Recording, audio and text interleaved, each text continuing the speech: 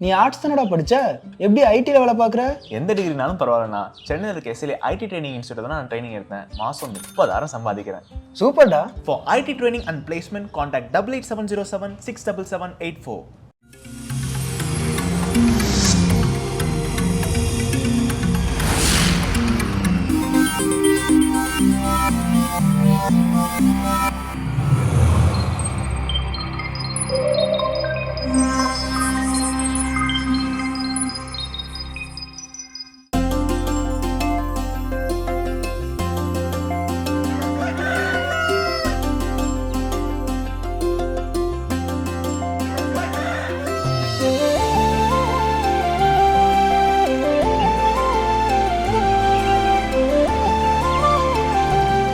மாதா தொலைக்காட்சி அன்பு உள்ளங்கள் அனைவருக்கும் கடவுள் வணக்கம் நிகழ்ச்சியின் அன்பான வணக்கங்கள்.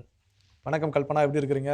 இனிய காலை வணக்கம். புன்னகை நிறைந்த முகத்தோடு எப்படி இருக்கீங்கன்னு கேட்கிறப்போ எப்படி சார் இருக்க முடியும்? நல்லா இருப்போம், நலமாக இருக்கின்றோம், சிறப்பாக இருக்கின்றோம். இந்த சிறப்பான நாளோடவே நம்ம வந்து கதையை ஆரம்பிச்சிடலாம். கண்டிப்பா. அது ஒரு கோடை காலம். அந்த கிராமத்துல வந்து பாத்தீங்கன்னா பயிர்கள்லாம் வந்து விதைச்சிருக்காங்க. விதைக்கிறப்போ நல்ல நல்ல விதைகளாக விதைச்சிருக்காரு. ஒரு விவசாயி என்ன பண்றாரு, தன்னுடைய பயிர்கள் எல்லாம் விதைச்சிட்டு கோடை காலத்துல போயிட்டு மழை வரும் அப்படின்னு சொல்லிட்டு ரொம்ப வெயிட் பண்ணிட்டு காத்துட்டு இருக்காரு. கண்டிப்பா மழை வரும், கண்டிப்பா வந்து பயிர்களுக்கெல்லாம் வந்து மழை தண்ணி பாய்ச்சி அது கண்டிப்பா ஒரு நல்ல அறுவடையை கொடுக்கும் அப்படின்ட்டு ஒரு பெரிய நம்பிக்கையோட இருக்காரு.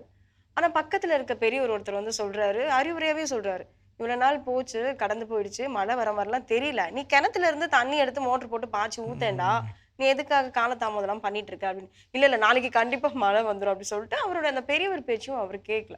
இதே மாதிரி காலங்கள் போச்சு, நாட்கள் போச்சு. அப்புறம் ஒரு நாட்களுக்கு அப்புறம் அவருக்கே தெரிய ஆரம்பிச்சிச்சு. ஏன் அப்படின்னா பயிர்கள்லாம் கருகி போக ஆரம்பிச்சிருச்சு. அவருக்குள்ள ஒரு பயம் வந்துருச்சு. அப்போ இருந்தாலும் அவருக்குள்ள ஒரு சோம்பேறித்தனம் இருந்தது. இல்லைன்னா அவர் அந்த பெரியவர் சொல்றப்பயே அவர் கிணத்து தண்ணியை பாய்ச்சி இந்த பயிர்களை காப்பாத்திருக்கலாம். அவருக்கு அந்த பயம் வரப்போ, ஐயோ சரி ஓகே, நம்ம நைட்டோட நைட்டாவே போய் கிணத்து தண்ணியெல்லாம் பாய்ச்சிடலாம் அப்படின்ட்டு பாய்ச்சிட்டாரு. காலைல வந்து பாக்குறாரு, பயிர்கள்லாம் கருகி போயிருக்கு. அவர் கிணத்து தண்ணி பாய்ச்சி இந்த கிணத்து தண்ணியெல்லாம் அந்த செடிக்கெல்லாம் கொடுத்தாலும் எந்த பயனும் இல்லை. ஏன் அப்படின்னா எல்லா விதைகளும் செத்து போச்சு. அப்போ அந்த பெரியவர் மறுபடியும் வந்து சொல்றாரு, நீ வந்து சரியான முடிவு எடுத்தது கரெக்டு தான், ஆனா அது சரியான நேரத்துல எடுத்திருந்தா கண்டிப்பா உன்னுடைய பயிர்கள் எல்லாமே வந்து காப்பாத்திருக்கலாம். நீ உன்னுடைய சோம்பேறித்தனத்தாலையும் சரியான வந்து முடிவை வந்து சரியான நேரத்துல நீ எடுக்காம இருந்ததாலையும் இவ்வளோ லாஸ் வந்து உனக்கு ஏற்பட்டிருக்கு. இதுக்கப்புறமாவது ஒழுங்கா வந்து பொழைக்க கத்துக்கடா அப்படி சொல்லி அனுப்ப விடுறாரு. இதேதான் நம்முடைய வாழ்க்கையிலும் நம்ம பல நேரத்துல பண்றோம். சரியான முடிவு எடுத்துடலாம் அப்படின்னு சொல்லிட்டு நம்ம என்ன பண்றோம் அப்படின்னா காலதாமதம் செய்து அதை சரியான நேரத்தில் எடுக்காமல் விடுவதால் அது எடுத்த முடிவும் சரியானதாக அமைவதில்லை அப்படின்றத இந்த கதையின் நீதியை நம்ம எடுத்துக்கலாம். நிச்சயமாக நம்ம பல நேரங்கள் இப்படிதான் லைஃப்ல நிறைய விஷயங்கள் என்ன பண்ணிக்கிட்டு இருக்கோம், மிஸ் பண்ணிக்கிட்டு இருந்து கொண்டிருக்கின்றோம். ஸோ அப்படி இருக்கக்கூடாதுங்கிறத இந்த கதை நமக்கு உணர்த்தி இருக்கிறது. கதை தந்த சிந்தனையோடு இன்னைக்கு நாளை தொடங்கலாம். இப்போ ஆலய தரிசனம் பார்க்கலாம்.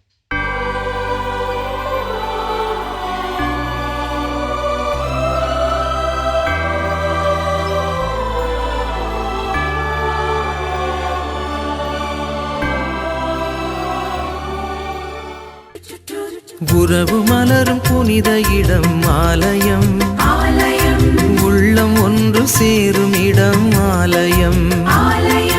உறவு மலரும் புனித இடம் ஆலயம், உள்ளம் ஒன்று சேரும் இடம் ஆலயம்.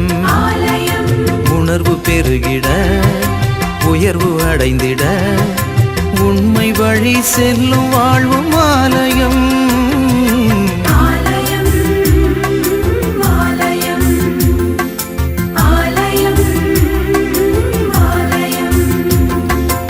உறவு மலரும் புனித இடம் ஆலயம், உள்ளம் ஒன்று சேரும் இடம் ஆலயம்.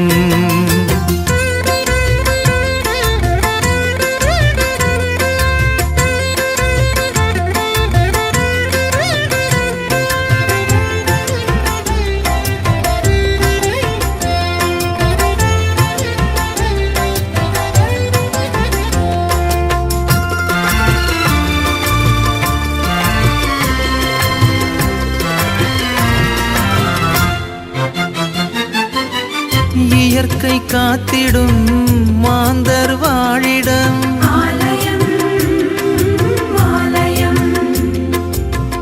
பகிர்ந்து வாழ்ந்திடும் உயிர்கள். சிறப்பான அற்புதமான ஆலய தரிசனம் நம்ம பார்த்துட்டோம் ஜோ. எப்படி வந்து நம்மளோட கையில வந்து காஸ்ட்லியான ஃபோன் இருந்தாலும் அதுல வந்து நம்ம சார்ஜ் போடலன்னு வச்சுக்கோங்களேன், அது எந்த பயனும் கிடையாது இல்லையா? அது காஸ்ட்லியான ஃபோனா வேணா அப்படி காமிச்சிக்கலாம். அந்த மாதிரி தான் நம்மளுடைய வாழ்க்கையும். ஸோ என்ன அப்படின்னா, நம்ம வந்து எப்பவுமே ஒவ்வொரு நாளும் நம்மளுடைய நற்சிந்தனைகள் வழியா நம்ம ரீசார்ஜ் பண்ணிட்டே இருந்தோம் அப்படின்னா, நம்மளுடைய வாழ்க்கை ரொம்ப அழகா இருக்கும். அதாவது நல்ல எண்ணங்கள் கொண்ட வாழ்க்கை நம்மை அழகாக்கும். ஸோ அப்படிப்பட்ட நல்ல சிந்தனைகளை இன்றைய நாள், இன்றைய தளம் நமக்கு என்ன கற்றுக் கொடுக்க போகிறது? ஸோ நீங்கள் சொன்ன கதையில இருந்து தான் எனக்கான சிந்தனை நம்ம என்ன பண்ண போகிறோம், சிந்திக்க காத்திருக்கின்றோம். அதாவது வாழ்க்கையில் சில முடிவுகள் நம்ம எடுக்க வேண்டிய நேரத்தில் எடுக்காததுனால அது காலம் தவறி எடுக்கின்ற பொழுது நம்ம லைஃப்பில் என்னென்ன விஷயங்கள் நடக்கும், இழக்கக்கூடும். அது இழக்கக்கூடிய, அது கண்டிப்பாக இழந்து போகக்கூடிய விஷயங்களாக தான் இருக்கும். அது எதுவுமே நல்ல விஷயங்கள் ஏன்னா சரியான முடிவுகளை சரியான நேரத்தில் எடுக்கல அப்படின்னா நிச்சயமாக அது மோசமான விளைவுகளை தான் என்ன பண்ணும், ஏற்படுத்தும். அதனால இது நல்ல விஷயம்.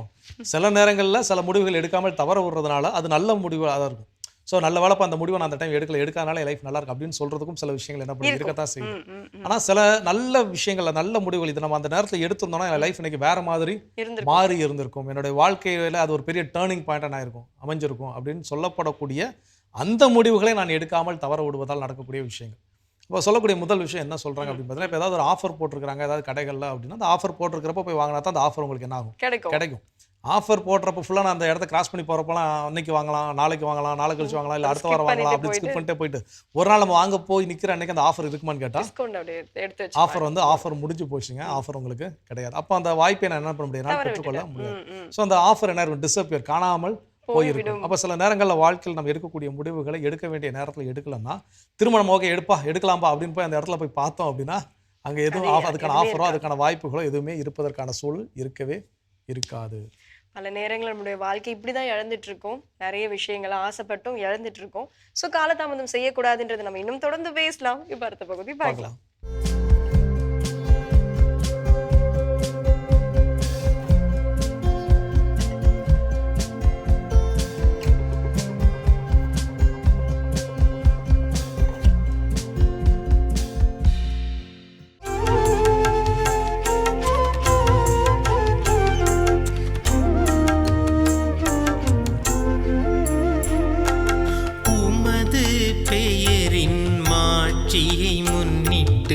எங்களை விடுவியும் ஆண்டவரே, உமது பெயரின் மாட்சியை முன்னிட்டு எங்களை விடுவியும் ஆண்டவரே.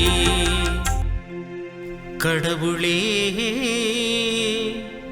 வேற்று நாட்டினர் உமது உரிமை சொத்தினுள் புகுந்துள்ளன, உமது திருக்கோவிலை தீட்டுப்படுத்தியுள்ளன.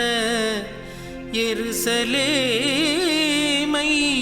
பாழடையச் செய்தனர், ஊழியரின் சடலங்களை வானத்து பறவைகளுக்கு உணவாகவும் பற்றுமிகு அடியாரின் உடல்களை காட்டு விலங்குகளுக்கு உணவாகவும் அவர்கள் அளித்துள்ளார்கள்.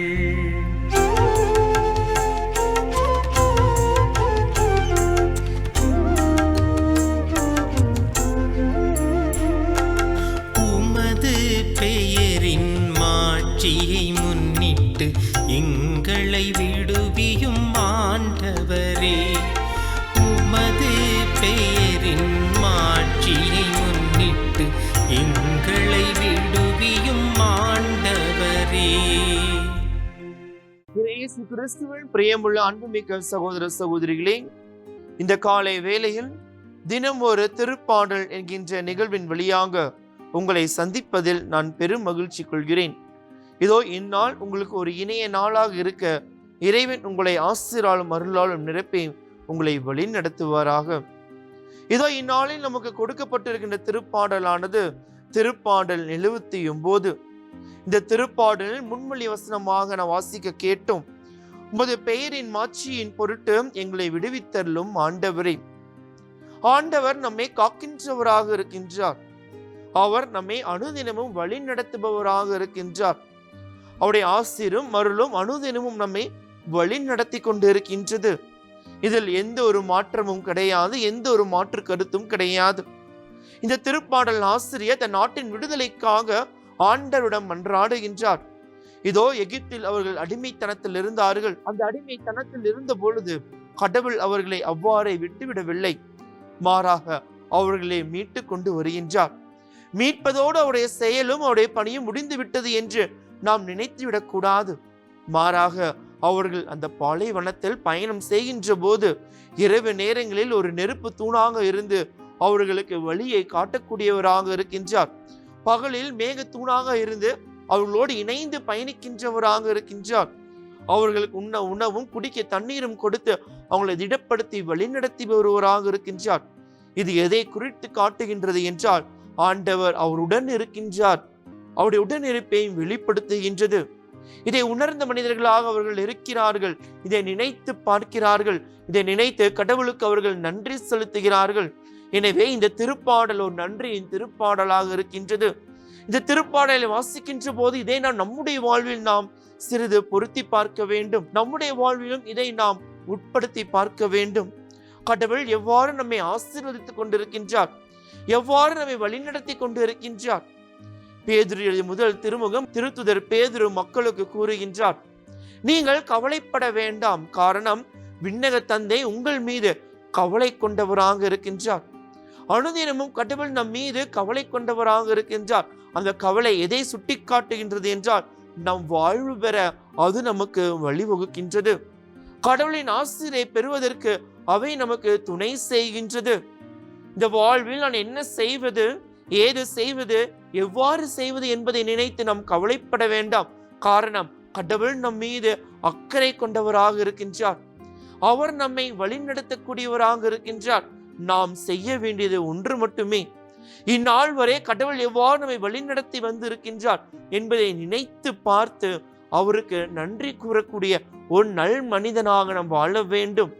இதோ இந்த திருப்பாடலை நாம் வாசிக்க கேட்டோம். கடவுள் எவ்வாறு அவரை வழிநடத்தி வருகின்றார், எவ்வாறு அவருக்கு துணை நிற்கின்றார், எவ்வாறு ஆபத்து நேரத்தில் அவர்களை மீட்டு வருகின்றார், இக்கட்டான சூழ்நிலைகளில் எவ்வாறு அவர்களுக்கு நல் வழியினை காட்டி நல் புரிதலை காட்டி எவ்வாறு நல்லதை செய்ய அவருக்கு துணை செய்கின்றார். அதுபோல நம்முடைய வாழ்விலும் அவர் துணை செய்து கொண்டிருக்கின்றார். நம்மையும் அவர் வழி நடத்தி கொண்டிருக்கின்றார். அதில் எந்த ஒரு மாற்று கருத்தும் கிடையாது, அதில் எந்த ஒரு வேறுபாடும் கிடையாது. நாம் செய்ய வேண்டியது ஒன்று மட்டுமே, அவரை நம்ப வேண்டியது. அவர் மீது நம்பிக்கை கொண்டு அந்த நம்பிக்கையில் நிலைத்து நிற்பது.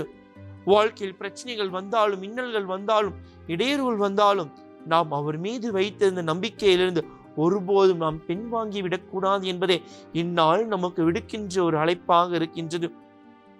எனவே இந்நாளில் நம் குடும்பமாக இணைந்து கடவுள் எவ்வாறு நம்மை ஆசீர்வதித்துக் கொண்டு இருக்கின்றார், அவருடைய ஆசீர்வாதம் எவ்வாறு நம்மை வழி நடத்தியது, அவருடைய ஆசீர்வாதம் எவ்வாறு நம்மை பராமரித்தது, அவருடைய ஆசீர்வாதம் எவ்வாறு நமக்கு துணையாக இருந்தது என்பதை நாம் சிந்தித்து பார்ப்போம். சிந்திப்பதோடு மட்டும் நின்று விடாமல் அத்தகைய சிந்தனையில் வருகின்ற நாட்களில் நம்மை தைரியத்துடனும் துணிச்சலுடனும் வழிநடத்த அவை நமக்கு ஒரு துணையாக இருக்கும். இதோ மீண்டுமாக கூறுகின்றேன், கடவுள் நம் மீது கவலை கொண்டவராக இருக்கின்றார். அத்தகைய கவலை நமக்கு விடுக்கின்ற ஒரு அழைப்பு. கடவுள் நம்மை மீது அக்கறை கொண்டவராக இருக்கின்றார். நாம் நல்லது செய்ய வேண்டும், நல்ல நிலையில் இருக்க வேண்டும், நல்ல ஒரு வாழ்வினை வாழ வேண்டும், நன்மை செய்ய வேண்டும் என்பது அவருடைய விருப்பமாக இருக்கின்றது. அத்தகைய விருப்பத்திற்கு ஏற்ப நாம் வாழுகின்ற போது, அத்தகைய விருப்பத்திற்கு ஏற்ப நாம் செயல்படுகின்ற போது இறைவனின் ஆசீரும் அருளும் அனுதினமும் நம்மை வழி நடத்தும், நமக்கு துணையாக இருக்கும். நம் வாழ்வில் எதை நினைத்தும் நாம் கவலைப்பட தேவையில்லை, எதை நினைத்தும் நாம் வருந்த தேவையில்லை. காரணம் இறைவன் நம்முடன் இருக்கின்றார், நம்முள் இருக்கின்றார், நம்மை வழிநடத்துபவராக இருக்கின்றார். எனவே இந்நாளில் இறைவன் நம் வாழ்வில் செய்த அனைத்து நன்மைகளும் நினைத்து பார்த்து அவருக்கு நாள் ஒரு நன்றி நாளாக நாம் அர்ப்பணிப்போம். அந்த நன்றியானது நம்மை இறைவன் மீது வைத்திருக்கின்ற நம்பிக்கையில் நம்மை வேரூன்றி நிற்க நமக்கு துணை செய்யும். அத்தகைய அருள் ஆசீர் வேண்டி நம்மை இறைவன் பாதம் இந்நாளில் அர்ப்பணிப்போம். இறைவன் நம்மை நல்வழியில் வழி நடத்துவாராக. ஜெபிப்போமா. எங்களை அனுதினமும் ஆசீராலும் அருளாலும் நிரப்பி பாதுகாத்து வருகின்ற அன்பு தந்தையே இறைவா, இதோ இந்நாள் வரை நீர் எங்கள் துணையாக இருந்தீர், இந்நாள் வரை நீ எங்களை வழிநடத்தி வந்தீர், இந்நாள் வரை நீங்கள் பாதுகாத்து வந்தீர். இதில் எந்த ஒரு மாற்று கருத்தும் கிடையாது. இதை நாங்கள் நம்பக்கூடிய மனிதர்களாக இருக்கின்றோம். நம்பி உம்மிடமே நாங்கள் சரணடைகின்றோம், உம்மிடமே நாங்கள் எங்களை முழுமையாக அர்ப்பணிக்கின்றோம். அன்பு தந்தையே, இதோ இந்நாளில் எங்கள் குடும்பமாக இணைந்து எங்கள் குடும்பத்தை பாதம் நாங்கள் அர்ப்பணிக்கின்றோம். நீர் நம்மை ஆசீர்வதிப்பீராக, வழிநடத்துவீராக, துணை நிற்பீராக. உம்முடைய அரவணைப்பால் அரவணைத்தருளும். எந்த ஒரு ஆபத்தும் இடையரும் இல்லாமல் எங்களை பாதுகாத்து வருவீராக. மென்மேலும் நாங்கள் இனி வாழக்கூடிய வாழ்விலும், நாங்கள் செய்யக்கூடிய செயல்களிலும், எடுக்கக்கூடிய முடிவுகளிலும் உமக்கு உகந்ததாக இருக்க தேவையான ஆற்றலையும் வல்லமையும் ஞானத்தையும் தந்து எங்கள் அனைவரையும் வழிநடத்தி உமக்குரிய மகளாக வாழ எங்களை ஆசீர்வதிப்பீராக. மேலும் தூய ஆவியருடைய எங்களை வழிநடத்தியலும் பாதுகாத்தலும் துணை நின்றலும். இவையெல்லாம் எங்கள் ஆண்டவராய் இயேசு கிறிஸ்து வழியாக உம்மை கெஞ்சி மன்றாடுகின்றோம். ஆமீன். அருமையான தினம் ஒரு திருப்பாடல் பகுதி பார்த்துட்டோம். எனக்கான திருப்பாடலும் கேட்டாச்சு. அதோட நம்ம இன்னைக்கு பேசிட்டு இருக்கிறோம் கடவுள் வணக்கம் நிகழ்ச்சியில். நம்முடைய வாழ்க்கையில் நல்ல முடிவுகளை எடுக்க வேண்டிய நேரத்தில் எடுக்காமல் காலம் தாழ்த்தி எடுப்பதால் நாம் இழந்து விடக்கூடிய விஷயங்கள் என்னென்னு பேசிட்டு இருக்கிறோம். அதில் அடுத்ததான் என்ன சொல்றாங்க? என்ன பெருசா நம்மளுடைய வருத்தம் அதிகரிக்கும் அப்படின்னு தான் சொல்லணும். Regret become Xavier. ஸோ நம்மளுக்கு ஆசைப்பட்ட ஒரு விஷயம் அது சரியான நேரத்துல நம்ம வந்து அந்த முடிவை நம்ம எடுக்காதப்போ அதுக்கப்புறம் நம்மளுடைய வாழ்க்கை ஃபுல்லா வருத்தத்துல உட்காந்து எந்த பயனும் கிடையாது இல்லையா? ஆனா நம்ம அதை தான் இழந்துட்டு உட்காந்துட்டு இருப்போம். நிம்மதி இழந்துட்டு வருத்தத்திலையும் நம்மளோட கவலைகளையும் கஷ்டங்களையும் கண்ணீரோடு அந்த ஒரு வாழ்க்கையை நம்ம வாழ்ந்துட்டு இருப்போம். அப்போ அந்த முடிவை நம்ம சரியான நேரத்துல அதை எடுத்திருந்தோம் அப்படின்னா நம்ம அதை இழந்திருக்க மாட்டோம். கண்டிப்பா. அதாவது இந்த நிலையில இன்னைக்கு இருக்கக்கூடிய எல்லாருமே என்ன பண்றோம் அப்படின்னா, இதை நம்ம நினைச்சு ஐயோ நான் அன்னைக்கு அந்த முடிவை எடுக்காம போயிட்டேன், ஐயோ நான் அந்த கோர்ஸ் எடுக்காம போயிட்டேன், நான் இப்படி ஒரு கடினமான தருணமாகத்தான் இருந்துச்சு, ஆனா அந்த தருணத்துல அந்த முடிவை நான் எடுக்கிறதுக்கு அவ்வளோ யோசிச்சேன், சரி எடுத்திருந்தா நல்லா இருந்திருக்குமே அப்படின்னு. ஒரு படத்துல நடிகை கோவை சரளா அவங்க வந்து சொல்லுவாங்க, என்னை வந்து அங்க கூப்பிட்டாங்க இங்க கூப்பிட்டாங்க, என் கரகம் அங்க வந்து மாட்டிக்கிட்டேன். ஸோ அது போலதான் பல நேரங்கள் நாம வந்து ஒரு விஷயத்த முடிவெடுக்க வேண்டிய நேரத்துல முடிவெடுக்காம பின் நாட்கள் உட்காந்து ஐயோ அந்த முடிவு எடுக்கல, ஐயோ அந்த சொல்றேன் அடிக்கடி கடந்த காலத்திலே வாழாதீங்க, கடந்த காலத்தை நினைச்சு வருத்தப்படாதீங்க. ஸோ அதுக்கு மிகப்பெரிய முக்கியமான காரணம் என்னன்னா, நான் கடந்த காலத்தில் சரியான முடிவுகளை சரியான நேரத்தில் எடுக்காமல் விட்டதுதான் காரணமாக இருக்கிறது. அப்போ அந்த தவறை நான் மீண்டும் செய்யாமல் இருக்க கற்றுக்கொள்ள வேண்டும். கற்றுக்கொள்வோம். இன்னும் வேற நிமிஷம் இருக்குங்கிறதா தொடர்ந்து பேசலாம்.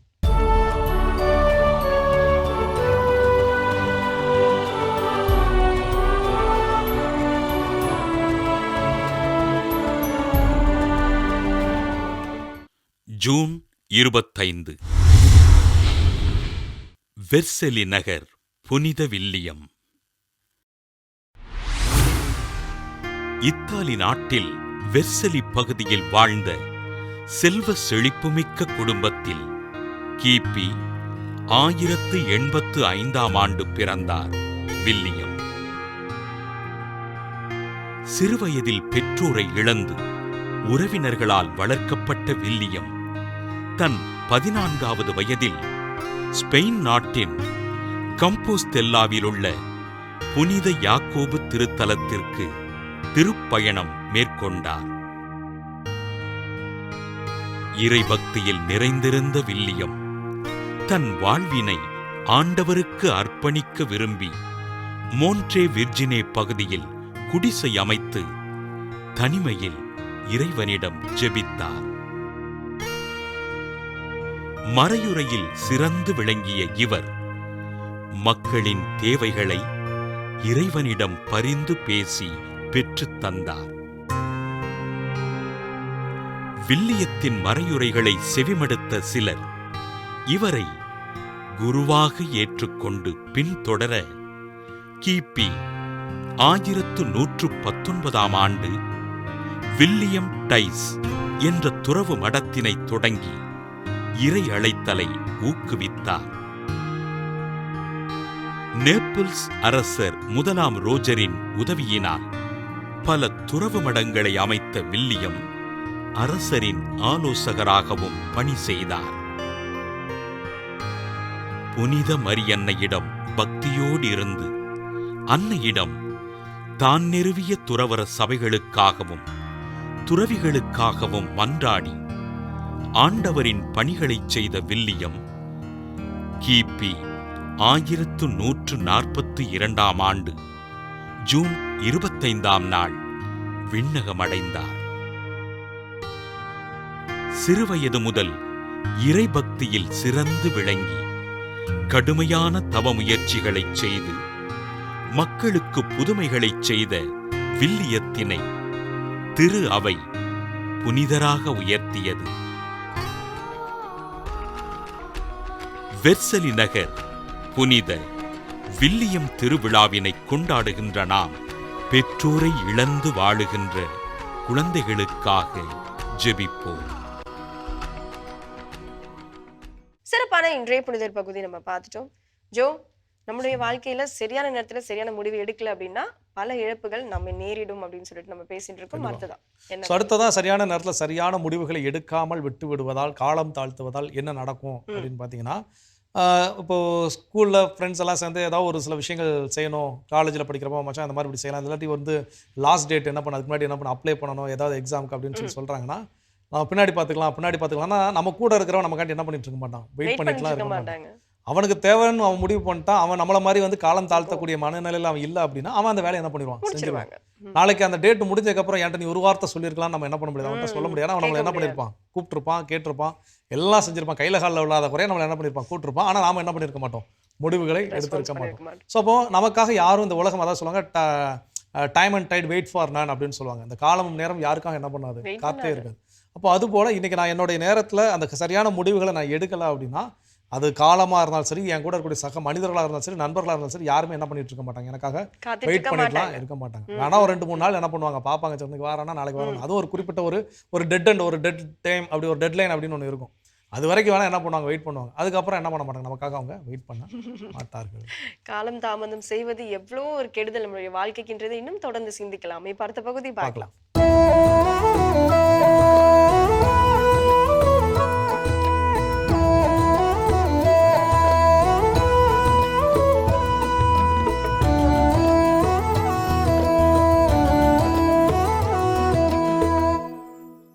மாதா டிவியின் சொந்தங்களே, கதைகள் 1000 விதைக்கப்படும் அணி அணியான தத்துவ தோரண முத்துக்கள் இதோ. முன்னே செல்பவரை விட்டுவிடுங்கள், பின்னால் வருபவரிடம் மட்டும் கொஞ்சம் எச்சரிக்கையாயிருங்கள். ஏனென்றால் அவரால் தான் உங்களை முந்தி செல்ல முடியும். வெட்டாதீர்கள் மழை தருவேன் என்கிறது மரம், வெட்டுங்கள் மழை நீரை சேமிப்பேன் என்கிறது குளம். ஆன்லைனில் கிடைக்கும் அன்பும் ஆண்ட்ராய்டு போனில் கிடைக்கும் சார்ஜும் அதிக நேரம் நீடிப்பதில்லை. தோசைகளின் எண்ணிக்கையை சட்டினியின் தரமே நிர்மாணிக்கிறது. கல்விச்சாலையில் கல்வி கற்க புத்தகங்களை விட நோட்டுகளே அதிகம் தேவைப்படுகிறது. மதிப்பே இல்லாத பூஜ்ஜியத்தை உலகத்திற்கு அறிமுகப்படுத்தி தன் மதிப்பை கூட்டிக் கொண்டதுதான் இந்தியம். பாம்புக்கு காது கிடையாது என்றால் தவளை எப்படி தன் வாயால் கெடும்? சொல்லுங்க. சந்தோஷமாக உள்ளவனிடம் மட்டுமே இந்த உலகம் நலம் விசாரிக்கும். கஷ்டத்திலே இருப்பவனோட தொலைபேசி எண் கண்டிப்பா பழைய செல்போனோட தொலைஞ்சு போயிருக்கும். நாம் நிராகரிக்கப்படும் இடத்தில் நம் கோபத்தை காட்டுவதை விட சிரித்த முகத்தை காட்டுவதே மிகச்சிறந்த பதிலடி. பழகிய மிருகங்களிடம் இருக்கும் பாசம் கூட சில பழகிய மனிதர்களிடம் இருப்பதில்லை. காரணமே இல்லாமல் சோகமாய் இருப்பது ஒரு சாபம், காரணமே இல்லாமல் மகிழ்ச்சியாய் இருப்பது வரம். திருக்குறளை வாழ்வதற்காக படித்தவர்களை விட 2 மார்க் வாங்கறதுக்காக படிச்சவங்க தான் அதிக பேர். அனுபவத்தை எந்த ஆசிரியராலும் கற்றுக் கொடுக்க முடியாது. அதற்கு பல தோல்விகளும் துரோகங்களும் தேவை. நம்மை நிர்ணயிக்கும் 2 விஷயங்கள். நம்ம கிட்ட ஒண்ணும் இல்லாம இருக்கும் போது நம்மளோட பொறுமை, நம்ம கிட்ட ஒண்ணும் இல்லாம இருக்கும் போது நம்மளுடைய நடத்தை. 500 ரூபாய் சம்பளம் வாங்கும் போது இருந்த பற்றாக்குறை 1 லட்சம் ரூபாய் சம்பளம் வாங்கும் போதும் இருந்தா நாம தான் வாழ தெரியாம வாழ்றோம்னு அர்த்தம். எப்பொழுதும் திரையரங்குகள் மீது எனக்கு இனம் புரியாத மதிப்பு மரியாதை உண்டு. ஏனென்றால் எளியவர்களை முன் இருக்கையில் அமர வைத்து அழகு பார்க்கும் ஒரே இடம் தியேட்டர்கள் தான். எவ்வளவு நேரம் வேண்டுமானாலும் அழுது கொள்ளுங்கள், ஆனால் மீண்டும் அதே காரணத்திற்காக மட்டும் அழாதீர்கள். கார்ட்டூன் சேனலில் இருந்து கிரிக்கெட் சேனலுக்கு மாறி தான் வளர்வதை அவனையும் அறியாமல் எனக்கு உணர்த்துகிறான் என் மகன். நேர்மையாக சம்பாதித்த பணம் பெரும்பாலும் கோயில் உண்டியல்களுக்கு வருவதில்லை. போக்குவரத்து விதிகளை சாகசமாய் மீறும் எனக்கு அடுத்தவர் மீறுவதை கண்டதும் உடனே கோபம் வருகிறது. ஊருக்குத்தான் உபதேசமா? பலூன் வியாபாரியின் மூச்சு காற்றில்தான் அவன் குடும்பமே உயிர் வாழ்கிறது.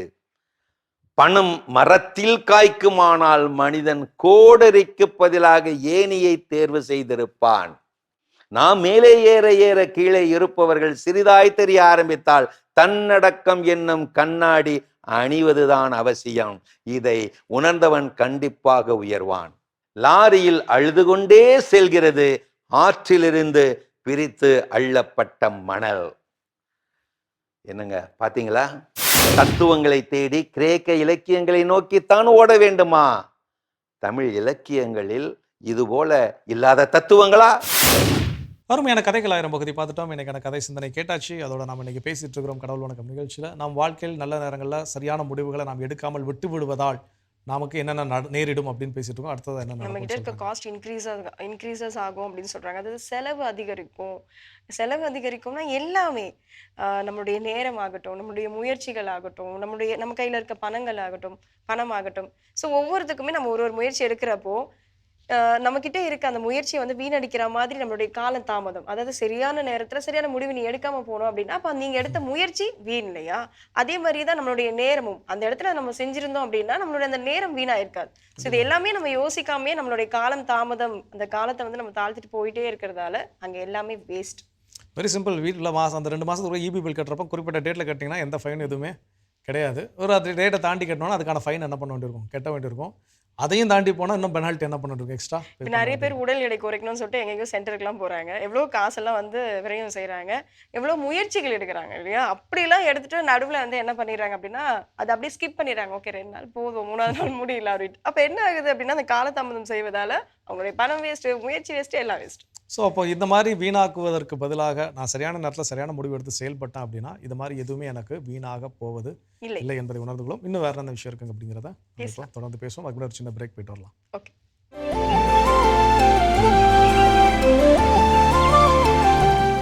நிகழ்ச்சிக்குள் உங்களை மீண்டும் வரவேற்கிறோம். நீங்கள் பார்த்து கொண்டிருப்பது மாதா தொலைக்காட்சியின் கடவுள் வணக்கம்.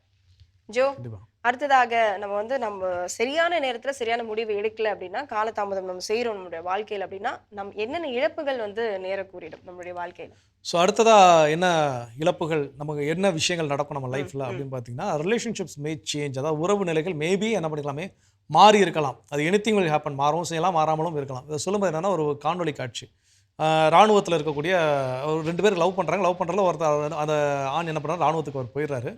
போனவரை வந்து ஒரு போரில் என்ன பண்ண இறந்துட்டாருன்னு சொல்லி தகவல் வருது. ஓகே, இங்கே லைஃப் எல்லாமே டோட்டலாக எப்படி எல்லாம் மாறுது. அந்த பொண்ணு அதை நினச்சி ரொம்ப நாள் வருத்தப்படுது, அழுகுது, ஆர்ப்பாட்டம் பண்ணுது.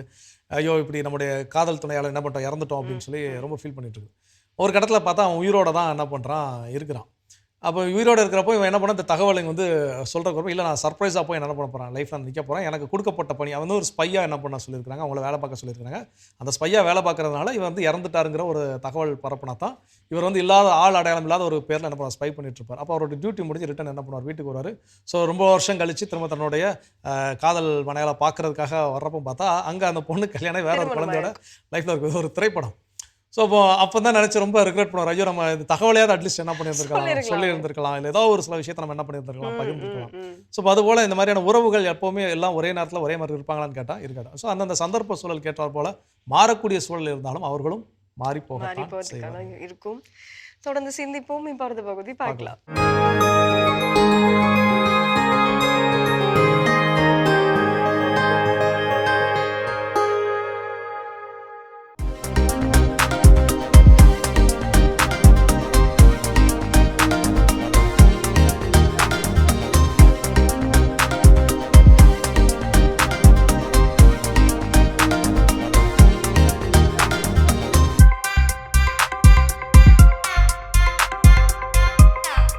மார்னிங் எழுந்ததும் jaw pain, headache or face tightness. நிறைய பேருக்கு இதுக்கு பின்னாடி இருக்கிற ரீசன் டீத் கிரைண்டிங்காக இருக்கலாம். And this habit can be destroying your jaw. வணக்கம், நான் டாக்டர் மகாலட்சுமி, வாய் மற்றும் முகத்தாடை அறுவை சிகிச்சை நிபுணர், மெரிடியன் ஹாஸ்பிட்டல்ஸ், கொளத்தூர்.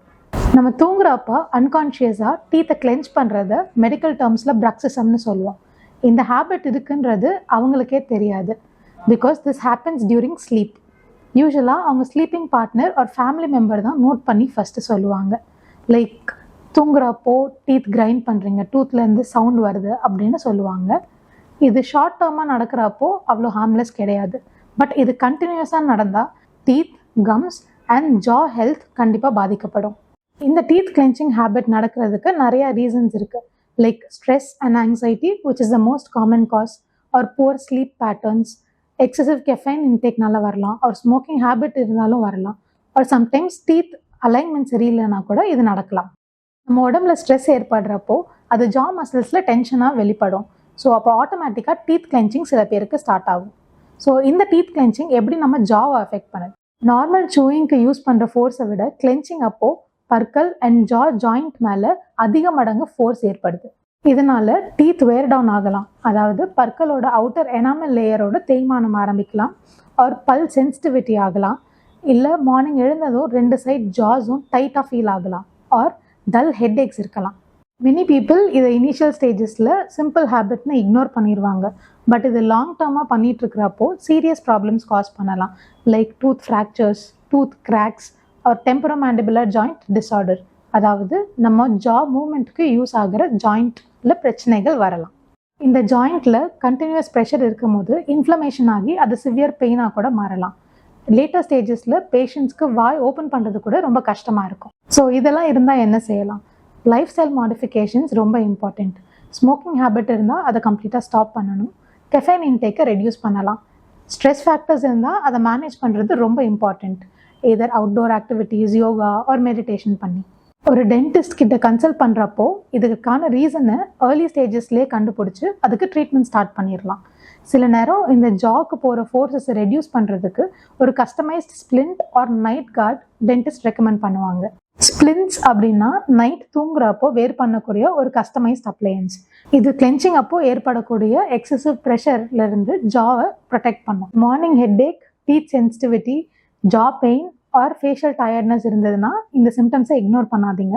ஒரு டென்டிஸ்ட்டை கன்சல்ட் பண்ணுங்கள். சிறப்பான நலம் தரும் நேரம் பகுதி பார்த்துட்டோம். எனக்கான மருத்துவ ஆலோசனையும் கேட்டாச்சு. அதோட பேசிகிட்டு இருக்கிறோம் கடவுள் உனக்கு நிகழ்ச்சியில்.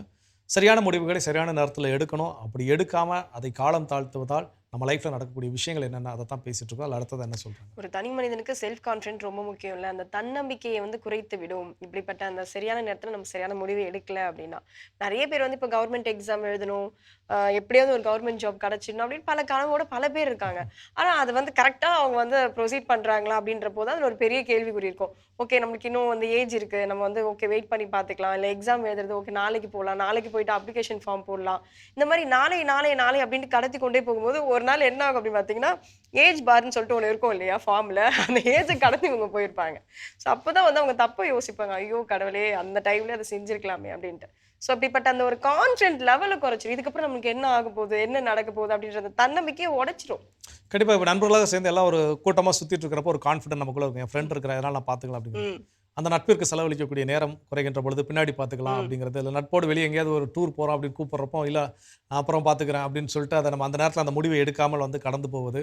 திடீர்னு ஒரு நாள் நமக்கு தோணும் வாங்க எங்கேயாவது வெளியே போனால் நம்ம ஃப்ரெண்ட்ஸை கூப்பிட்டா அவங்க என்ன அவைலபிளாக இருக்க மாட்டாங்க. அப்போ ஆட்டோமேட்டிக்காக அந்த நட்பு வட்டாரம் எல்லாம் என்னை விட்டு கொஞ்சம் கொஞ்சமாக பிரிஞ்சு போக போக எனக்குள்ள அதுக்கு முன்னாடி இருந்த அந்த ஒரு கெத்தோ அந்த கான்ஃபிடென்ட் லெவலோ இருக்குமான்னு கேட்டால் இருக்காது. ஏன்னா என்னை சுற்றி யாரும் நான் விரும்பிய மனிதர்கள் என் கூட இல்லை அப்படிங்கிற ஒரு உணர்வு. அப்போ காலம் தாழ்த்துவதால் இந்த மாதிரியான நிறையா பிரச்சனைகள் நம்ம லைஃப்பில் நடக்கும், இன்னும் நிறைய நடக்க இருக்குது. அதெல்லாம் என்னென்னங்கிறத நம்ம தொடர்ந்து பேசலாம்.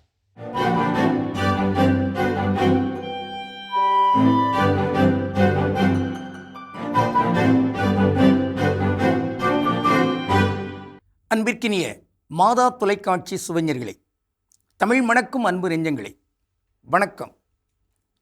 திரிகடுகத்தில் இணைந்திருக்கும் உங்கள் ஒவ்வொருவருக்கும் நன்றியின் வாழ்த்துகள். இன்று திரிகடுகம் 45னுக்குள் நுழைகிறோம். நரகத்தில் வீழ்பவர் ஆற்றானை ஆற்றென்றலைப்பானும் அன்பின்றி ஏற்றார்க்கு இயைவ கரப்பானும் கூற்றம் வர உண்மை சிந்தியாதானும் இம்மூவர் நிறையத்து சென்று வீழ்வார். திரிகடுகம் 45. நரகத்தில் போய் வீழ்பவர்கள் பலர் இருக்கிறார்கள். அவர்களுள் திரிகடுகம் சுட்டுகின்ற மூவர் இங்கு வெளிப்படுத்தப்படுகின்றார்கள். யார் அந்த மூவர்? ஒன்று, பிறரை நீ செயல்படுத்து, செயலாக்கு, அதை செய், இதை செய் என்று சொல்லி வருத்துகிறவர்கள், அவர்கள் நரகத்துக்கு செல்வார்கள் என்று சொல்லப்பட்டிருக்கிறது. அடுத்தவர்கள் எளியவர்கள், தேவையில் இருக்கிறவர்கள், அவர்களுக்கு தேவையான ஒன்றை கொடுக்காமல் மறைத்து வைப்பவர் இருக்கிறார்களே, அவர்களும் நரகத்துக்கு செல்வார்கள்.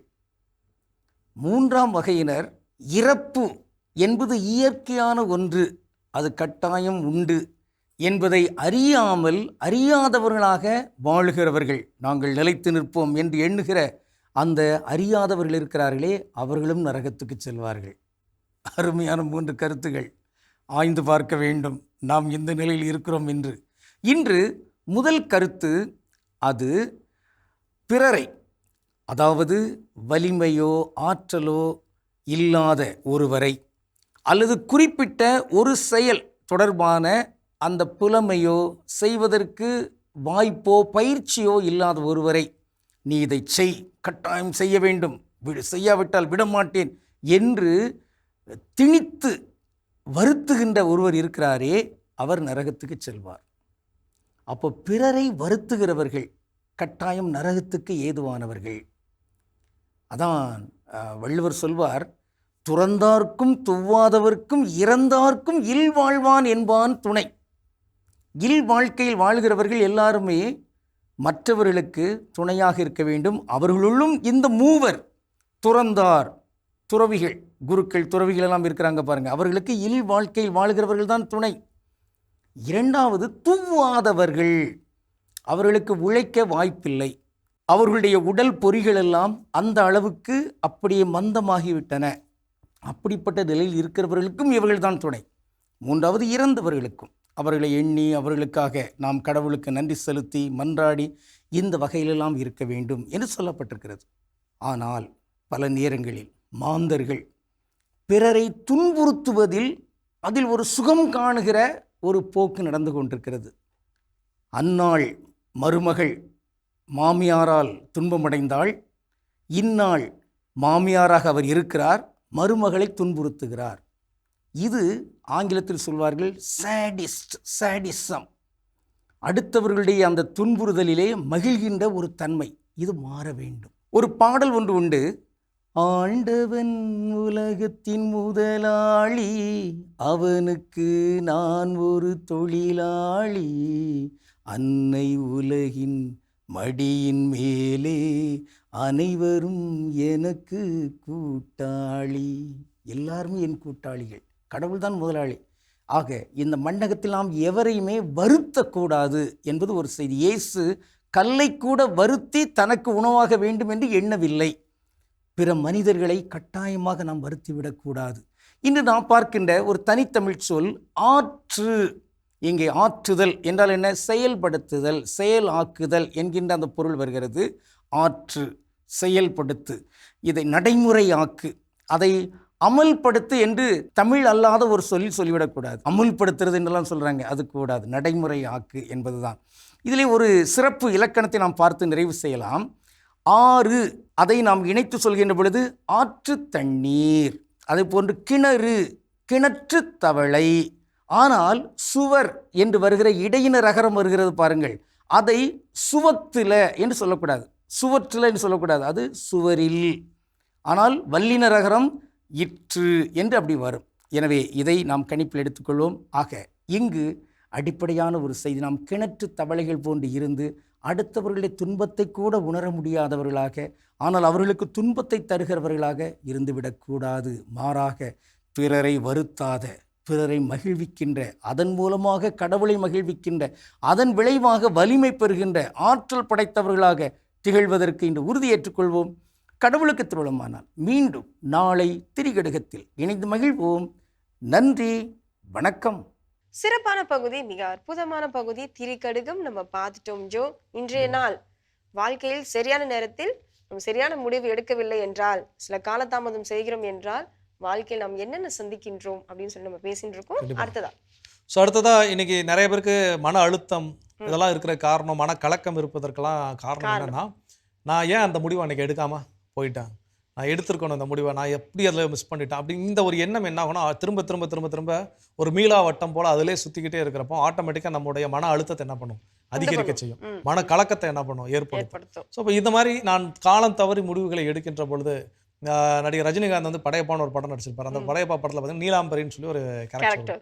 ஸோ அவங்க அந்த காலதாமதமாக அந்த முடிவு ஐயோ அது அவங்க மிஸ் பண்ணிட்டாங்க. ஸோ என்ன பண்ண முடியும்? ஸோ அப்போ அந்த அகைன் அண்ட் அகைன் அதே திரும்ப ஒரு ரூம்குள்ள தனிப்பட்ட ரூம்குள்ள அடைஞ்சிக்கிட்டு திரும்ப அதே அந்த டிவிடி டெக்கப் போட்டு பார்த்தா அந்த ஸ்ட்ரெஸ் லெவல் என்ன இருக்கும் பயங்கரமாக ஏறி வச்சிருப்பாங்க. ஸோ இப்போ நம்மளும் பல நேரங்கள் நம்ம வாழ்க்கையில் ஏதோ ஒரு முடிவுகளை எடுக்காமல் தவற விட்டு ஐயோ நான் எடுக்கலை அப்படின்னு வந்து நமக்கான புலவி பிரோஜனம் நம்ம மன அழுத்தத்தை என்ன பண்ணிக்கிறோம்? அதிகரித்து கொள்கிறோம். கண்டிப்பா அந்த மன அழுத்தம் வரக்கூடாதுன்னா காலதாமதமா நம்ம முடிவு எடுக்கக்கூடாது. மீண்டும் தொடர்ந்து இதை பற்றி பேசலாம். பார்க்கலாம்.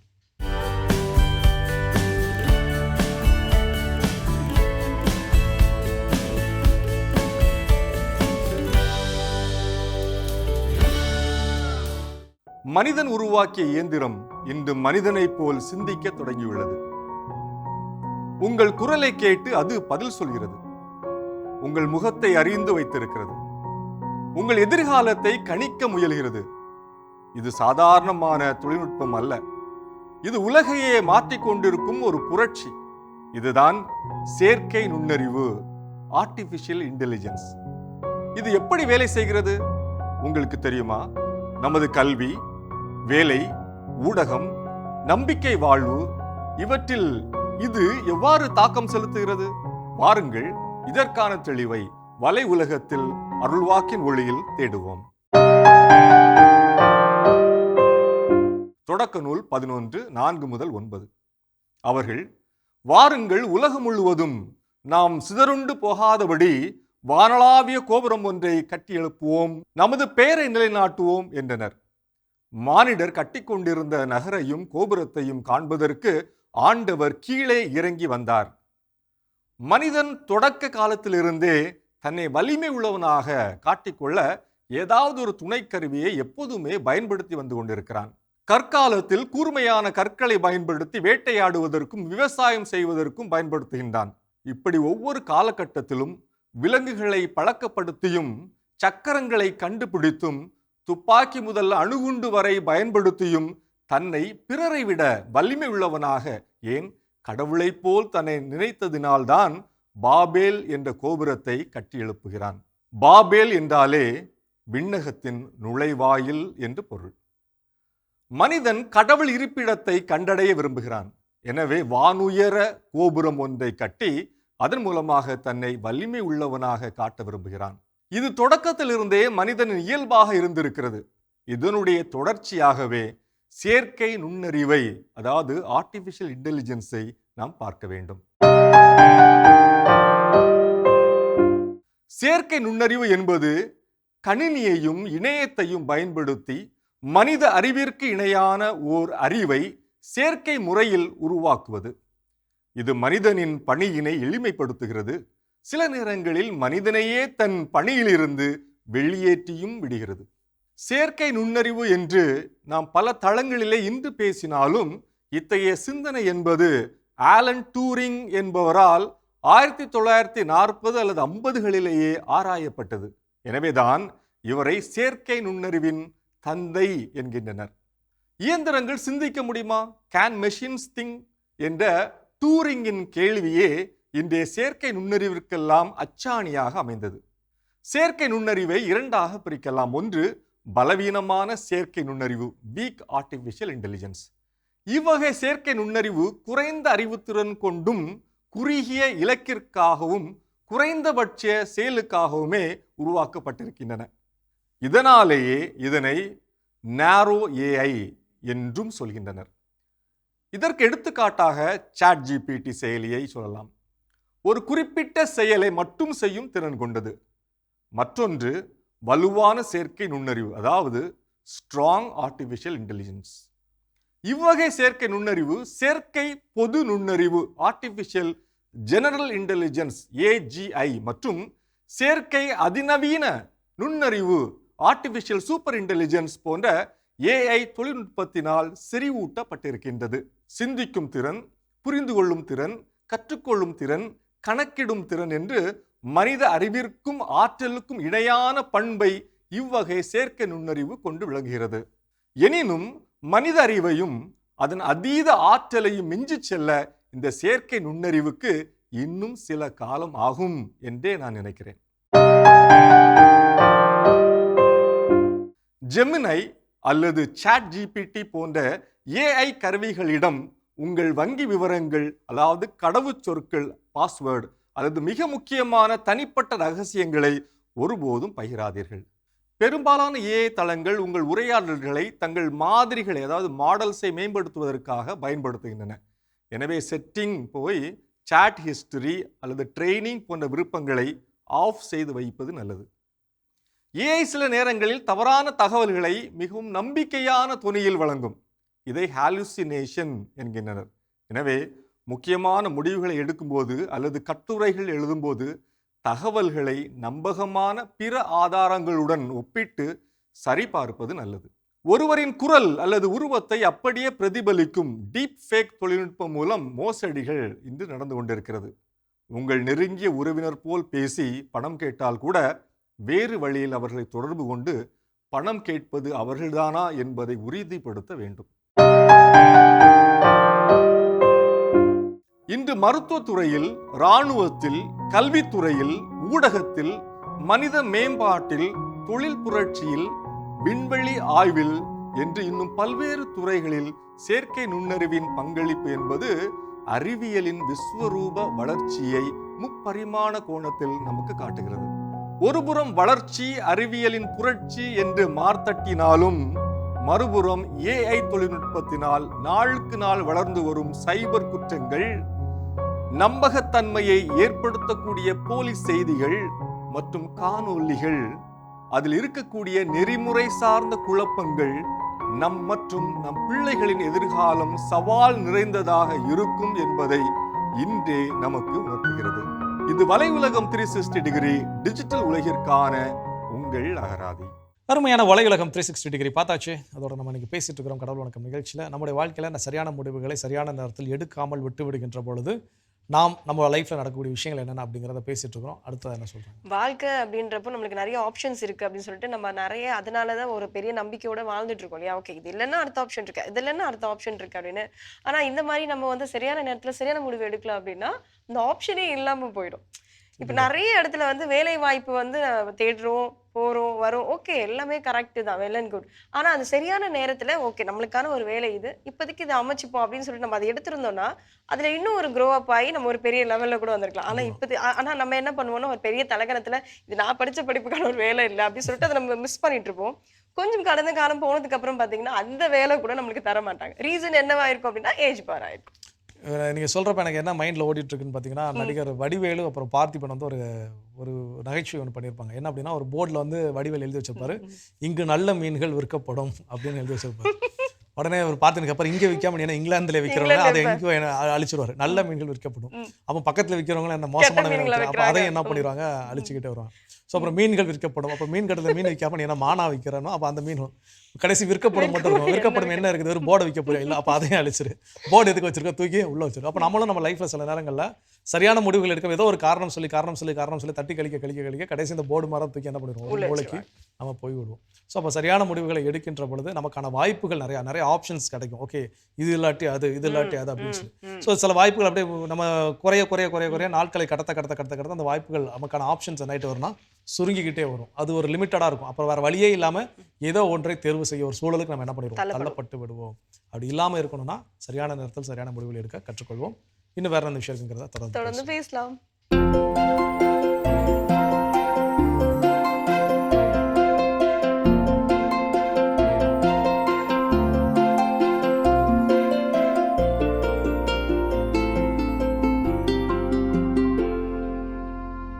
அனைவருக்கும் வணக்கம். இன்றைய பதிவில் நம்ம பார்க்க போகிற விஷயம் என்னென்னா, நிலக்கடலைக்கான அடி உரம் என்ன அப்படின்னு. இந்த நிலக்கடலை போடுறவங்கெல்லாம் தயவு செய்து நீங்கள் என்ன நினைக்கணும் அப்படின்னு நான் எதிர்பார்க்குறேன்னா, அந்த ஓடை புரிஞ்சுக்கங்க. நிலக்கடலையோட ஓடு இருக்குது இல்லைங்களா, அந்த உடைக்கிறப்ப ஓடு டப்புன்னு வெடிக்கிற அளவுக்கு திடமாக இருக்கணும் அப்படின்னு சொன்னால், வாங்குறவங்க அந்த விலைக்கு வர்றாங்கள, அந்த புரோக்கர்ஸ்லாம் வர்றாங்களே, ஏஜென்ட் வர்றாங்களே, அவங்க என்ன செய்வாங்கன்னா ஒரு கடலையை எடுத்து இப்படி அமுக்கி பார்ப்பாங்க, டப்புன்னு உடையுதா. உடஞ்சிச்சின்னா அர்த்தம் என்னென்னா அந்த மண்ணில் கால்சியம் சத்தும், அதாவது சுண்ணாம்பு சத்தும் சாம்பல் சத்தும் நல்லா இருந்திருக்கு. அப்படி இருந்துச்சுனாலே அந்த கடலையை எடுத்து வாயில் வச்சு கடிக்கிறாங்கன்னு வைங்களேன், எடுத்தோடனே ஒரு இனிப்பும் அப்புறம் ஒரு துவர்ப்பும் ஒரு காரலும் கிடைக்கும். அப்படி இருக்கிறப்ப இது நீண்ட காலத்துக்கு வச்சுக்க முடியும் இந்த கடலையை. அப்படி வச்சிருக்கிறப்ப எந்த ஒரு பயன்பாட்டுக்கோ, அது எண்ணெய்க்கோ உணவுக்கோ அப்படி கொடுக்குறப்ப நல்ல பலன் தரும். அதுதான் அதோடைய அடிப்படை. ஓகேங்களா? அப்போ அது நம்ம வேணும்னா என்ன செய்யணும்னா, நீங்கள் மானாவாரி கடலை போட்டாலும் சரி, இரவையில் போட்டாலும் சரி, மண்ணில் சாம்பல் சத்து வேணும். அதுக்கு நீங்கள் குப்பை போடுறதுன்னு சொல்லக்கூடிய சாணம் போடுறது அப்படின்னு 4 டிராக்டர் லோடு போடணுங்கிறது உண்மை. அது போடணும் கண்டிப்பாக. அது ஒரு பக்கம் இருக்கட்டும். முடிஞ்ச அளவுக்கு எங்கே கிடைக்கிது அப்படின்னு பார்த்து சாம்பல் வாங்கிட்டு வந்து ஏக்கருக்கு 100 கிலோ குறைஞ்சபட்சமும் 200 கிலோ வரலாம். நிலத்தில் அங்கங்கே பிரித்து போட்டுறணும். சாணத்தோட கலந்து பிரித்து தூவி விட்டு உழுது அப்புறம் பாரு பிடிக்கணும். இந்த கவனத்தை செஞ்சிட்டாலே, சாம்பல் வந்துட்டாலே காய் பெருத்துரும், காய் சுவையாக மாறிடும். சாம்பலில் வந்து பார்த்திங்கன்னா சாம்பல் சத்து இருக்கிறத விட அதிலே சுண்ணாம்பு சத்தும் வரும். அது ரொம்ப ரொம்ப ரொம்ப முக்கியம். அதனால் தயவுசெய்து அடி உரத்தில் சாம்பல் போடணுங்கிறத மறந்துடக்கூடாது. 2வது, மணிச்சத்து அதிகமாக 100 கிலோ அளவுக்கு எலும்பு உரம். நிறைய பேர் எலும்பு உரம் விற்கிறாங்க, அல்லது ராக் பாஸ்பேட் விற்கிறாங்க. 100 கிலோ வாங்கிட்டு வந்து நிலத்தில் போட்டுக்கணும், பிரித்து போட்டுக்கணும். இது 2வது முக்கியமானது. இது 2ம் போட்டுட்டு இன்னும் சொல்லப்போனால் வேப்பம் புண்ணாக்கு 100 கிலோ. ஏன்னா நம்மளுடைய பொருள் வந்து பூமிக்குள்ளே வளரப்போகுது. பூமிக்குள்ளே புழு இருக்கும், வண்டு இருக்கும், நோய் கிருமிகள் இருக்கும். அப்போ வேப்பம் புண்ணாக்கு 100 கிலோ போட்டுக்கிட்டோம், எண்ணெய் எடுத்ததோ எடுக்காததோ 100 கிலோ போட்டுக்கிட்டோம்னா அடியில் மண் எந்த விதமான தொல்லை இல்லாமல் இருக்கும். 4வது முக்கியமானது, முடிஞ்ச அளவுக்கு வேர்கள் பரவணும்னா மண் பொல பொலன்னு இருக்கணும். நிறைய பேர் மேட்டுக்காட்டில் தான் போட போகிறோம். அப்போ 5 கொத்து கலப்பையோ 7 கொத்து கலப்பையோ ஆழமாக நல்ல அடியில் போய் பிளந்து நல்லா இருக்கிற மாதிரி அமைப்பில் உழுதுக்கணும். அதுக்கு பக்கத்தில் இருக்கக்கூடிய வேளாண்மை பொறியியல் துறையில் 500 ரூபாய் தான் வாடகை 1 மணி நேரத்துக்கு. அந்த டிராக்டர் கொண்டுட்டு வந்து கிழக்கு மேற்கு வடக்கு தெற்கு அப்படி உழுது பொல பொலன்னு பண்ணிட்டாலே, வேர் ஓடிச்சினாலே அதிக லாபம் கிடச்சிரும். அடுத்து முக்கியமானது, முடிஞ்ச வரையிலும் வரிசை நடவு பண்ணணுங்க. வரிசை நடவு அப்படிங்கிறப்ப நீங்கள் முடிஞ்ச அளவுக்கு டிராக்டர் வச்சு போடலாம், அல்லது உருளைகள் வச்சு போடலாம். வரிசைக்கு வரிசை 30 சென்டிமீட்டர் 1 அடியும், செடிக்கு செடி 1/2 அடியும். நல்ல விளைச்சல் தரக்கூடிய, அதாவது அதிக விளைச்சல் தரணும்னா கொஞ்சம் இடைவெளியை அதிகப்படுத்திக்கணுங்க. 15 சென்டிமீட்டர் ஆக்கிக்கணும், அதாவது 1/2 அடி ஆக்கிக்கணும். அப்போ தான் நிறைய வேர் விடும், நிறைய காய்கள் வைக்கும். அது குத்துக்கடலையாக இருந்தாலும் படற்கடலையாக இருந்தாலும் நம்ம இந்த மாதிரி இடைவெளி வச்சுக்கணும். சரிங்களா? முடிஞ்ச அளவுக்கு ஆரம்ப கட்டத்தில் அந்த முறையான தெளிப்புகளை செஞ்சு இலைகள் வளர்கிறத உறுதிப்படுத்திக்கணுங்க. 40வது நாள் கண்டிப்பாக மண் அணைக்கிறப்ப இந்த தப்பை பண்ணிடக்கூடாது. கண்டிப்பாக என்ன பண்ணணும்னா 45வது நாள் 40வது நாள் 100 கிலோ ஜிப்சம், 5 கிலோ நுண்ணூட்ட கலவை பக்கத்தில் இருக்க அக்ரி ஆஃபீஸில் வாங்கி கலந்து அதை மண் அணைச்சிடணும். அதே மாதிரி 50 65 80 50 65 80 இந்த நாள்லலாம் 1 கிலோ நுண்ணூட்ட கலவையை மீனமிலத்தோடு கலந்து பயிர்களில் தெளிச்சுக்கணும். இந்த கவனத்தை வச்சுக்கோங்க. கடலையில் அதிக லாபம் வரணும்னா வாட்ஸ்அப்பில் கேளுங்க, நான் அதுக்கான அட்டவணை அனுப்புகிறேன். அதை கொஞ்சம் தொடர்ந்து பண்ணுங்கள். ஏதோ விவசாயம் பண்ணுறேன் அப்படின்னு செய்யக்கூடாதுங்க, இலக்கோடு பண்ணணும். சரிங்களா? மீண்டும் சந்திப்போம். மிக சிறப்பான பகுதி நம்ம பார்த்துட்டோம். உழவும் உயர்வும். இன்றைய நாள் சிறப்பான ஒரு நாள் அப்படின்னே சொல்லலாம். ஏன்னா சரியான நேரம் சரியான முடிவு அப்படின்றது எல்லோருக்குமே அமையக்கூடிய ஒன்று தான். அதை நம்ம எப்படி எடுக்கிறோம் காலம் தாமதம் இல்லாமல் அப்படின்றது நம்ம கையில் தான் இருக்கு இல்லையா? ஸோ அப்படிப்பட்ட ஒரு தலைப்பை நம்ம இன்னைக்கு எடுத்து பேசிட்டு இருக்கோம். அடுத்ததான் நம்ம வந்து என்ன பண்ணணும், ஸோ அடுத்ததான் என்ன நடக்கும் அப்படின்னு பார்த்தீங்கன்னா, நம்ம ஒருவேளை சரியான நேரத்தில் சரியான முடிவுகளை எடுக்காமல் இருக்கின்ற பொழுது, ஒருவேளை பின்னாடி ஒரு முடிவு அந்த நேரத்தில் எடுத்துருக்கணும். எனக்கு வந்து எடுக்கிறதுக்கு பயம், அது எடுத்தால் என்ன நடக்குமோ, இந்த உலகம் என்ன சொல்லுமோ, சுற்றி இருக்கிறவங்க என்ன சொல்லுவாங்களோ, ஏதோ ஒரு சில எண்ணங்கள், எனக்குள்ள ஏதோ ஒரு தயக்கங்கள். அப்போ அந்த தயக்கத்தினால அந்த முடிவை நான் எடுக்காமல் என்ன பண்ணிடுறேன், விட்டுருந்தேன். ஒரு குறிப்பிட்ட ஆண்டுகள் குறிப்பிட்ட காலங்கள் போன பிறகு நம்மளே வெறுத்து போய் அவன் என்ன சொன்னான்னா இந்த முடிவு என்ன பண்ணலாம் எடுக்கலாம் அப்படின்னு சொல்லி அந்த டைம் வந்து ஒருவேளை ஒரு செகண்ட் சான்ஸ் நமக்கு கிடைக்குது அப்படின்னா நம்ம எடுக்கிறோம். அந்த செகண்ட் சான்ஸில் அந்த முடிவு என்ன பண்ணியாச்சு, எடுத்தாச்சு செய்கிறோம். இப்போ நம்ம முதல் சான்ஸில் கிடைக்கக்கூடிய அதே அவுட்புட், அதே மாதிரியான நம்ம எதிர்பார்த்த ஒரு மகிழ்ச்சி, ஒரு அவுட்புட், ஒரு அவுட்கம் கிடைக்குமா அப்படின்னு கேட்டால் 2வதுல அந்த அவுட்புட் கிடைப்பதற்கான வாய்ப்புகள் ரொம்ப ரொம்ப ரொம்ப ரொம்ப ரொம்ப குறைவு. அப்போது அது கிடைக்காதப்போ ஒரு கட்டத்தில் என்னன்னா அது அப்போவே எடுத்து என்ன பண்ணியிருந்திருக்கலாம், செஞ்சுருந்துருக்கலாம். ஒருவேளை எங்கள் ஊரில் வந்து எங்களுக்கு சூப்பர் மார்க்கெட் தொடங்கணும்னு நாங்கள் வந்து 12ஆம் கிளாஸ் படித்தோம் எங்கள் பசங்க ஃப்ரெண்ட்ஸ். ஏன்னா அப்போ அந்த சூப்பர் மார்க்கெட் எங்கள் ஊரில் கிடையாது. ஓகே ஆரம்பிக்கலாம் அப்படின்னு வீட்டிலலாம் போய் கேட்டப்போ வீட்டில் என்ன ஒன்று படிக்கிற வேலையை பார்க்குறேன், தொழில் தொடங்க போகிறீங்களா அடிச்சு துரத்தி அனுப்பிட்டாங்க. அப்புறம் காலேஜெல்லாம் முடிச்ச திரும்ப ஒரு டைம் போய் கேட்டோம், அப்பவும் முடியாதுட்டாங்க. அதுக்கப்புறம் இப்போல்லாம் போய் பார்த்தீங்கன்னா எங்கள் ஊரில் தெருக்கு என்ன இருக்குது. இப்போ வந்து எங்கள் வீட்டில் நீ பிஸ்னஸ் தொடங்கணும் ஐடியா செய்ய வச்சிருக்கீங்க அப்படின்னு இப்போ கேட்பாங்க வீட்டில் பேசுகிற போனாங்க. லட்டா ஐடியா வந்தப்பெல்லாம் ஒன்றும் என்ன பண்ணலை, செய்ய விடலை. இப்போ எல்லாமே எனக்கு என்னாச்சு வேற லெவலுக்கு என்ன ஆயிடுச்சு மாறிச்சு. இப்போ அதை தொடங்கி அதில் திரும்ப அதே முதல்ல எடுத்த அவுட்புட்டையும் அவுட்கமே நம்மளால் எடுக்க முடியுமான்னு கேட்டால் நிச்சயமாக முடியாது. ஏன்னா எனக்கு நிறைய போட்டிகள் நிறைய பேர் என்ன பண்ணுறாங்க. ஸோ இப்போ அது போல் நாம் ஒரு முடிவுகளை கரெக்டான நேரத்தில் எடுக்கலாம், ஆனால் பின்னாடி எடுக்கிறோம் வேற வழி இல்லை அப்படிங்கிறப்போ சேம் அவுட்புட் கிடைக்குமான்னு கேட்டால் கிடைக்காது. தொடர்ந்து பேசலாம், ஜோய் பார்த்து பகுதி பார்க்கலாம்.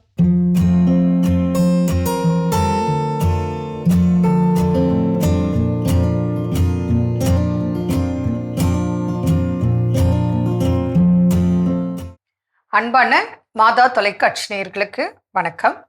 இன்றைய நிகழ்ச்சியில் நம்ம பார்க்க போகிறது கிட்னி ப்ராப்ளம், கிட்னி ஃபெயிலியர். முன்னாடிலாம் எங்கேயோ யாரோ ஒருத்தருக்கு கேள்விப்படுவோம், டயாலிசிஸ் பண்ணுவாங்க, யாரோ சிலருக்கு கிட்னி மாற்றி வைக்கணும் அப்படின்னு கேள்விப்பட்டிருக்கோம். Very rare. இப்போ ரொம்ப வருத்தமாக இருக்குது, சின்ன வயதினருக்கெல்லாம் கிட்னி ஃபெயிலியர். சிலருக்கு பிறவியிலேயே பிரச்சனை இருக்கும், அதை நம்ம இங்கே பெருசாக எடுத்துக்க கூடாது, அது பிறவினால. அது கூட இப்போ ஸ்கேன் பண்ணி பார்த்து மருத்துவர்கள் உங்களுக்கு டாக்டர் என்ன சொல்லுவாங்க, அம்மா குறைபாடு இருக்கு, இந்த குழந்தை வேண்டாம் அப்படின்னு. குழந்தை கருவுற்ற போது நம்ம அடிக்கடி ஸ்கேன் பண்ணி பார்த்து உங்களுக்கு சொல்லுவாங்க, ஹார்ட் பீட்டு சரியில்லை, இல்லை கிட்னி வளர்ச்சி இல்லை, அதுக்கு என்ன குறைபாடு இருக்கோ, முளை வளர்ச்சி இல்லை, அப்படி அந்த குழந்தைக்கு கருவுக்கு என்ன குறைபாடு அது சொல்லுவாங்க. சொன்னால் அதை நம்ம கேட்டுக்கணும், ஏற்றுக்கணும். டீனேஜுக்கெல்லாம் இப்போ kidney problem, kidney failure, dialysis stage. நான் என்ன சொல்கிறேன், கிரியேட்டினைன் லெவல் 1.2 நார்மல். நீங்கள் 3 months ஒன்ஸ் ஜென்ரல் செக்கப் எல்லாரும் பண்ணிக்கணும், உங்கள் நன்மைக்கு தான் சொல்கிறோம். 3 months once creatinine, urea, uric acid, sugar பார்த்துருக்கு, பிபி பார்த்துருக்கு. அப்போ ஆரம்பத்திலேயே நமக்கு தெரியும் இந்த கிரியேட்டினைன் இன்க்ரீஸ் ஆகுறது. 1க்கு மேலே வந்த உடனே இம்மீடியட் காண்டாக்ட் பண்ணுங்க. உங்களுக்கு அந்த 1.2க்கு மேலே போகாமல் பார்த்துக்கலாம்.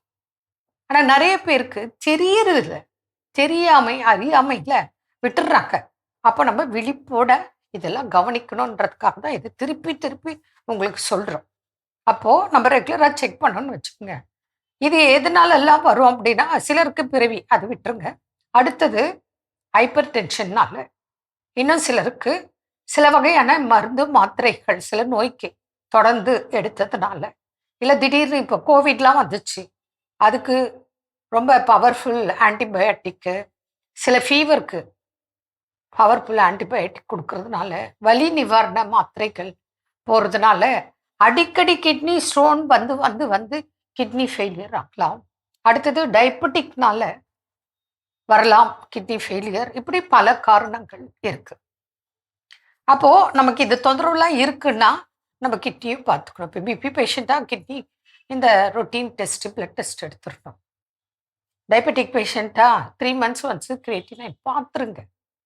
பார்த்துட்டா ஆரம்பத்திலே நம்ம கண்டுபிடிச்சிக்கலாம், கண்ட்ரோல் பண்ணிக்கலாம், ஈஸி. டயாலிசிஸ்க்கே போக வேண்டாம். இதே நம்ம என்ன பண்ணுறோம், கவனிக்காமல் விட்டு இப்போ 3-4 கிரியேட்டினைன் இருக்கிறோம் கூட கொஞ்சம் தானே அதிகம் அப்படின்னு எந்த கட்டுப்பாடும் இருக்கிறது இல்லை. உணவு கட்டுப்பாடும் இல்லை, ட்ரீட்மெண்ட்டும் இல்லை, மருந்தும் இல்லை, ஒன்றும் இல்லை. அப்புறம் பார்த்தீங்கன்னா கிரியேட்டினைன் அப்படியே முகம் வீங்கி, கால் வீங்கி, வயிறெல்லாம் வீங்கி, யூரின் போகிறது குறைஞ்சி, உடம்பெல்லாம் அரிப்பு ஏற்பட்டு, வாந்தி, குமட்டல், மயக்கம், இந்த மாதிரி நிலைமை. அப்போ போய் பார்த்தா கிரியேட்டினைன் அதிகம். அப்போ என்ன ஆகுது, கஷ்டம். அதனால் என்ன சொல்கிறேன், உங்களுக்கு கிரியேட்டினைன் லெவல் கொஞ்சம் இன்க்ரீஸ் ஆன உடனே தொடர்பு கொள்ளுங்க. தொடர்பு கொண்டால் நிச்சயமாக டயாலிசிஸ் போகாமல் தடுக்கும் வழிமுறைகளும் வாய்ப்புகளும் நிறைந்து காணப்படுகிறது. அதே போல் 1 or 2 இல்லை 3-4 இருக்குன்னா இம்மிடியேட் காண்டாக்ட் பண்ணுங்க. உங்கள் சிம்டம்ஸ், உங்கள் ரிப்போர்ட்டு, ஜிஎஃப்ஆர் டெஸ்ட்டு எல்லாத்தையும் பார்த்துட்டு உங்கள் கிட்னி ஸ்கேன் பண்ணிவிட்டு ட்ரீட்மெண்ட் இருக்குது. நிறைய பேர் அண்டர் ட்ரீட்மெண்ட்டில் இருக்காங்க. ஃபாலோ பண்ணுறவங்களுக்கு நல்லா இருக்குது. இப்போ 2.6 ஒருத்தர் தொடர்ந்து 2 இயர்ஸாக 2.6லேயே இருக்குது. இன்க்ரீஸ் ஆகிறத முதல்ல தடுத்துடுறோம். சிலருக்கு நல்லா குறைஞ்சி வருது. அந்த வாய்ப்புகள் இருக்குது. அதனால கிட்னி ப்ராப்ளம் சொல்லிட்டு இருந்தால் தயவு செய்து தொடர்பு கொள்ளுங்க. மேலும் சிலர் ஆல்ரெடி டயாலிசிஸ் பண்ணிட்டு இருக்காங்க. அவங்க கூட தொடர்பு கொள்ளுங்க.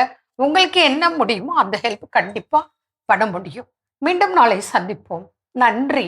அன்னை மரியே வாழ்க. அருமையான நம்ம ஒரு இதய பகுதி பார்த்துட்டோம். நிகழ்ச்சியோட நிறைவுக்கும் வந்தாச்சு. இன்னைக்கு நாள் மகிழ்ச்சியோட நம்ம பேசிட்டு இருக்கிறோம். வாழ்வில் சரியான நேரத்தில் சரியான முடிவுகளை எடுக்காத போது நம் வாழ்வில் நடக்கக்கூடிய விஷயங்கள் என்னென்ன அப்படின்னு சொல்லி ஃபைனலாக என்ன சொல்கிறாங்க? இவ்வளவும் பார்த்ததுக்கப்புறம் நம்மளுக்கு என்ன ஆகும்னா, நம்மளுடைய வாழ்க்கையில் ஒரு பவர்ஃபுல்லான ஒரு லெசனை அது டீச் பண்ணும், அவ்வளோதான். ஸோ அப்படிப்பட்ட அந்த டீச்சிங், அந்த லெசனை நம்ம அந்த பாடத்தை நம்ம கற்றுக்கொண்டோம் என்றால் நம்ம அதுக்கப்புறம் என்ன உணர்வோம்? ஓகே, இதுக்கப்புறம் வாழ்க்கையில் எதுவுமே காலதாமதமாக நம்ம எடுக்கக்கூடாது. முடிவுகளை சரியான நேரத்தில் சரியான முடிவுகள் எடுக்க வேண்டும் என்ற பாடத்தை கற்றுக்கொள்வோம். அதாவது சரியான நேரத்தில் சரியான முடிவை எடுக்காததுனால நமக்கு நடக்கக்கூடிய ஒரே ஒரு நல்ல விஷயம் என்ன அப்படின்னு பார்த்தீங்கன்னா, இந்த பாடத்தை நம்ம என்ன பண்ணுவோம்? கற்றுக்கொள்வோம். இனிமேல் லேட் டெசிஷன் எடுக்க கூடாது அப்படிங்கிறது. ஸோ இப்போ வாழ்க்கையில் வாய்ப்புகள் அப்படிங்கிறது எல்லா நேரங்களும் அதான் ஆசிரியர் அடிக்கடி சொல்லுவார், வாய்ப்பு அப்படிங்கிறது உன் டோரை தட்டும் போதே, காலிங் பெல் அமுக்கும் போதே அதை என்ன பண்ணிடணும்? கதவை திறந்து உள்ளே பிடிச்சி இழுத்து போட்டுக்கணும். இல்லை அப்படின்னா அதை அடுத்த டோரை தட்டி அடுத்த டோர் யார் ஓப்பன் பண்ணுறாங்களோ அவங்ககிட்ட என்ன ஆயிரும்? போயிடும் அப்படிம்பார். ஸோ இப்போ நம்முடைய வாய்ப்புகள் கிடைக்கின்ற பொழுது அதை நான் பயன்படுத்த கற்றுக்கொள்ள வேண்டும். பிறகு பார்த்துக்கலாம், பின்னாடி பார்த்துக்கலாம் அப்படின்னு தள்ளி போடக்கூடிய ஒரு மனநிலையோ, இல்லை நம்முடைய சோம்பேறித்தனமோ, இல்லை நம்முடைய பயமோ, ஏதோ ஒரு காரணத்தால் நம்ம அதை தள்ளி போட அது வேறு ஒருவருக்கு ஒரு வாய்ப்பாக என்ன ஆகிட்டே இருக்கும்? மாறிக்கொண்டே இருக்கும். அதன் பிறகு அதை இழந்து விட்ட பிறகு நம்ம அழுதாலும் புரண்டாலும் என்ன ஆர்ப்பாட்டம் பண்ணாலும் அது எந்த பலனும் இல்லை. ஸோ அப்போ சரியான காலத்தில் அதன் முடிவுகள் எடுக்க வேண்டும். அதற்கு நாம் என்ன செய்ய வேண்டும் அப்படிங்கிறத கடவுள் இன்னைக்கு நமக்கு உணர்த்திருக்கிறார். கடவுளுக்கு நன்றி சொல்லி இன்னைக்கு நாளில் யாரெல்லாம் விழா கொண்டாடுறாங்கன்னு பார்க்கலாம்.